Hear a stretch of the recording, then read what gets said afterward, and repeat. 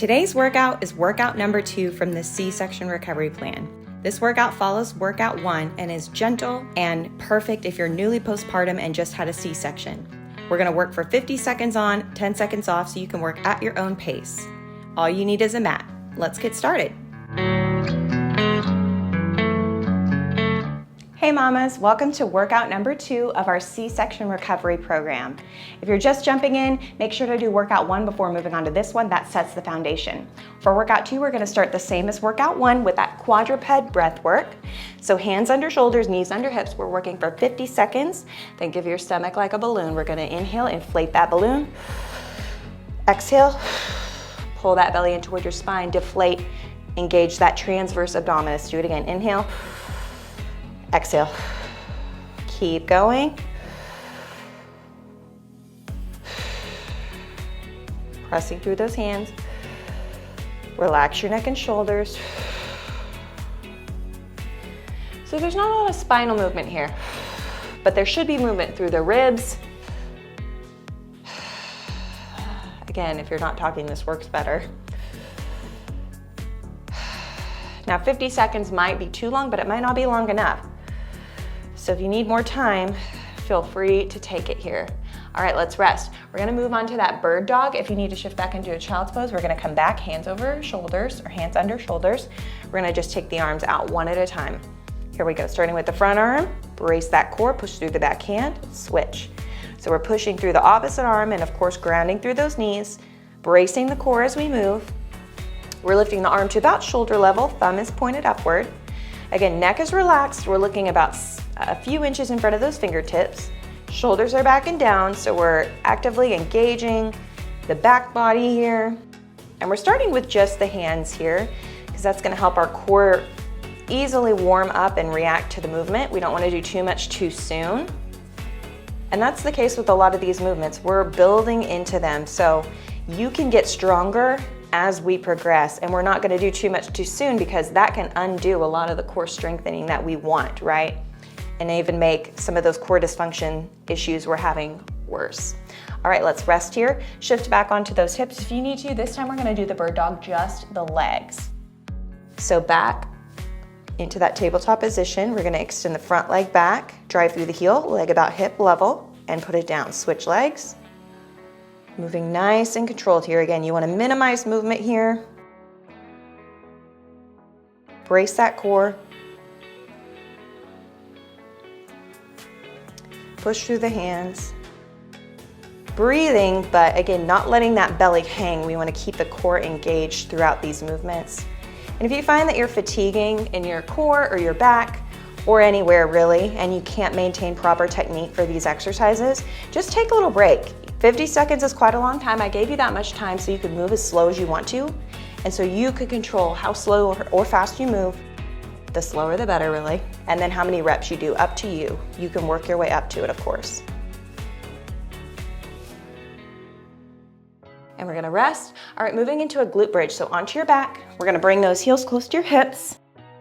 Draw your belly button in toward your spine and lift the hips up and gently tap down. Now, just like I said in the first workout, we want to drive through the heels, squeeze the glutes, but keeping that work in the glutes and hamstrings, the back body, by not driving those hips too high. We don't want to overextend it because that can put that work more into the hip flexors, and that's often where we are overactive. So we want to focus on putting it in the back body.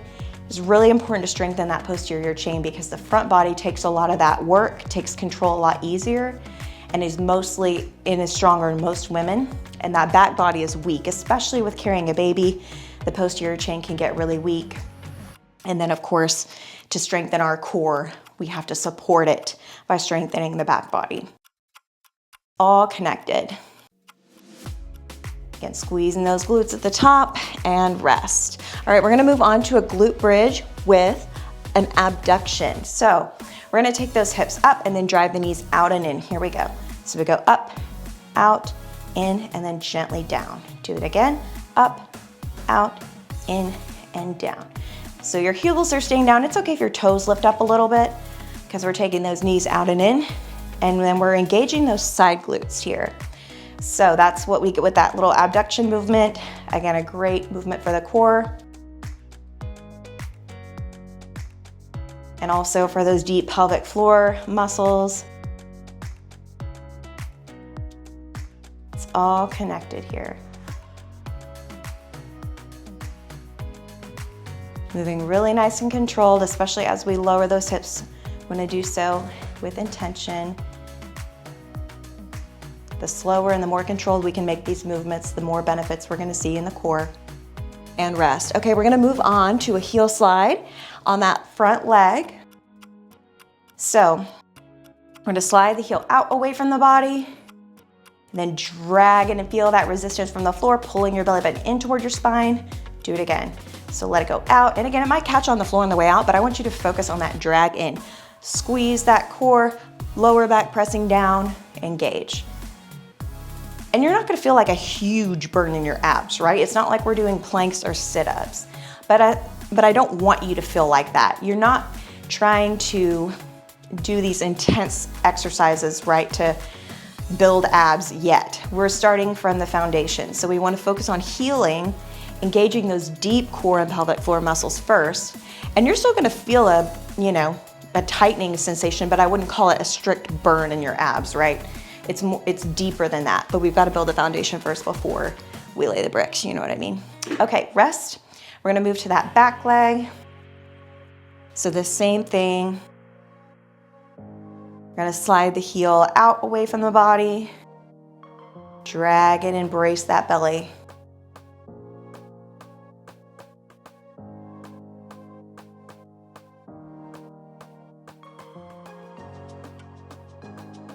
And these moves are gentle enough to where they can be done every single day. Again, this is a 10-part program.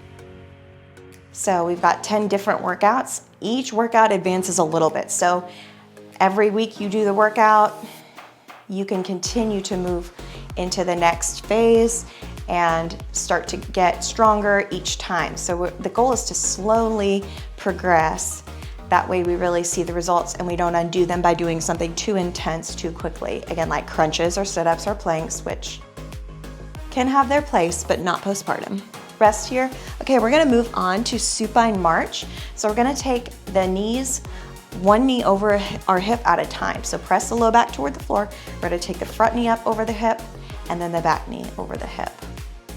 So knee over the hip, and that puts that pressure in the core. We don't want to pull it to the chest because what does your core do? It relaxes.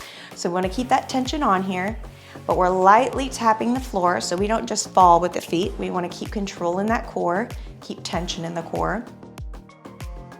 And again, how do you know you're engaging your core? Well, you're pulling that belly button in toward your spine, like I always say, and then you're pressing your low back toward the floor. If you can do that with minimal movement, you're gonna feel some movement, and that's okay. If you can do that with minimal movement, no pooching, no coning, no signs of like back pain or intolerance, then you know you're moving effectively and you're getting those strength benefits.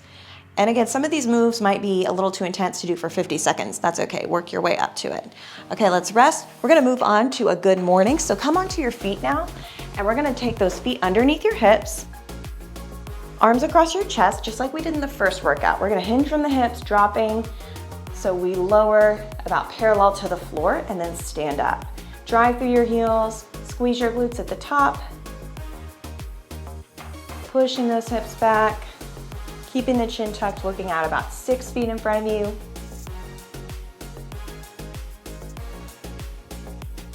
And this workout's really, or this exercise is really great for our back body, our posterior chain, glutes, hamstrings. And as I'm standing up, I'm pulling that belly button in, breathing out. When in doubt, during the hard part of the exercise, that's when you want to breathe out, the eccentric phase of the exercise.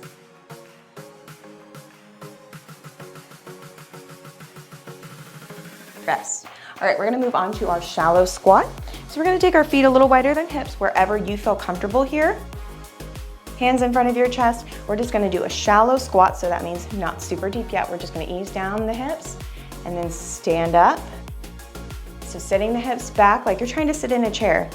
And I didn't say this in the first workout, but you could have a chair, and instead of doing a squat from the top down like we're doing, you could stand up from a chair and sit back down, nice and controlled. That works great too, especially, again, if you're more recently postpartum or have more pelvic floor issues or even knee pain, starting there would be fine, or even starting holding on to something. And again, I'm pushing my knees forward in line with my toes, but my knees are not going over my toes. I want to keep that work in my hips, glutes, so I'm sitting back nice and deep, and then bracing my core as I stand up nice and tall. And again, you're going as deep as you feel like you can go. I don't want you to push it too much too soon. Last one, and we'll rest. All right, we're gonna take that same movement, the squat, and we're gonna go a little bit deeper if you're ready for it. If not, stay with the shallow squat. We're just gonna move slow to the bottom, quick up for an eccentric squat. Here we go. So it's 3, 2, 1, stand up quickly. Let's do that again. 3, 2, deep breath in, let it out. Again, in those eccentric phases, that means that quick up drive with the squat. That's when we want to breathe out, engage that TVA. So you're sucking in and up with that core. That's going to engage those deep abdominal muscles, the pelvic floor muscles. Squeezing your glutes, but I want to show you something. At the top, you should finish right here, hips under those shoulders, knees soft, not here. A lot of women do that, a lot of people do that, and that takes the work actually out of the glutes, puts it more into your low back, and you don't want that. You want it safely in the back of the body, but those glutes, you want them to do the work, right? Rest. Okay, we're gonna move on to a split lunge, moving with that same eccentric tempo. So step 1 foot back. We're gonna drop the knee down, 2, 3, and up. Bracing that belly, pulling in and up. 1, 2, 3, or count down, I guess. That's what I was doing. 3, 2, 1, up, quick. And I'm pushing through my front heel. My knee is pushing out and lying through the middle of my foot, but again, not over my toes, right? I wanna keep that weight distributed in the ball of my foot and in the heel, because that's gonna keep that pressure in my glute and not into my knee. If your knee is pushing out here, you're gonna get knee pain, and I don't want you to have knee pain. You have enough going on postpartum.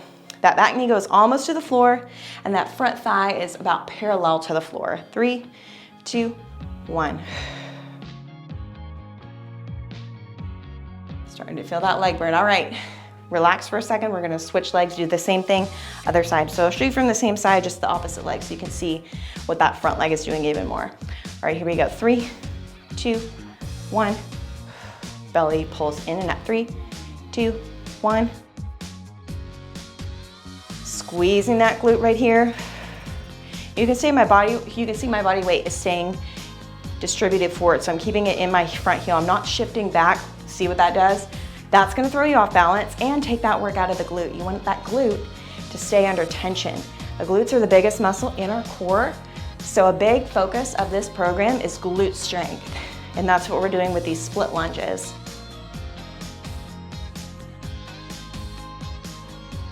You can do whatever's comfortable with your hands here too, but don't push on your legs. Let your legs do the work. Move as slow as you need to. Again, you can always hold on to something if you find your balance is not quite ready for this exercise. Rest. All right, we're gonna do that inchworm that we did in the first workout. So come to the back of your mat. We're gonna come into a squat, crawl forward onto hands and knees, and then come back up. So crawling forward, dropping hands and knees, crawl back through that squat, hips low, chest up, stand all the way up. So when you go down, I don't want you to round your spine. I want you to sit back into your hips as low as you can, then come to those hands and knees. Come on back. We're gonna do this move in most of our workouts. Why? Because we get hip mobility, shoulder mobility, that core mobility, and any type of crawling movement. There's a reason babies crawl before they walk. It strengthens so many core muscles, and the coordination is so good. So we're gonna practice that a little bit too. My baby is 3 months old now, so she's not quite crawling yet, but I'm not ready for that anyway. Okay, we're moving to the floor for a side forearm plank with a hip dip. So your elbow is under your shoulder at 90 degrees, bottom leg bent, top leg straight. We're gonna lift up from the underside of that waist, brace the core, gently tap back down. You can even put your hand here or on your hip, whatever feels comfortable. Gently tap, but I want you to pull that belly in, like I said, lift from the bottom hip. So we're engaging everything down this side of the body. So those hips are working, again, the glutes, the obliques, those deep core and pelvic floor muscles here. You could reach up if you prefer to do that. And again, I want you to push out of your forearm so you feel strong in your arm, not too much intensity in your shoulder or pain, or like you're collapsing into that shoulder. If you are, decrease your duration of this interval, or you can just hold the side plank at the top. Last one. Good work. Okay, we're gonna move to the other side now, same thing.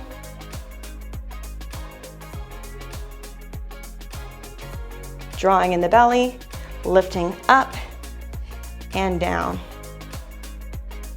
Now everybody has a stronger and a weaker side, so you're going to notice one side's gonna feel easier, one's gonna feel more difficult.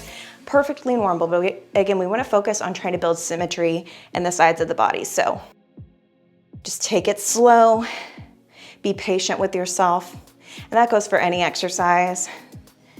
Again, you're healing from a C-section, it's major surgery, and then you're caring for a new baby, maybe even caring for other children too. I know I have a toddler, so anyway, we just wanna be patient and appreciate and respect our bodies for what they have done.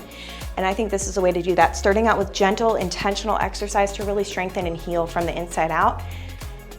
And that way we can truly recover well and rest.